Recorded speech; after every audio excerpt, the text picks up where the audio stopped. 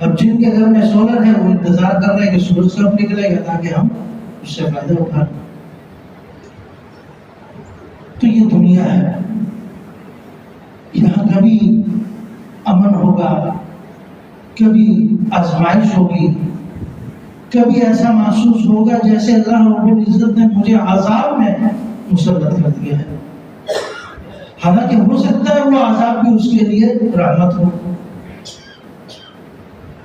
کبھی کھانے کو ملے گا اور کبھی کھانے کو نہیں ملے گا، کبھی پہننے کو ملے گا کبھی نہیں ملے گا، کبھی سکون اور اطمینان والی زندگی میسر ہوگی اور کبھی ہسپتال کے چکر لگ رہے ہوں گے۔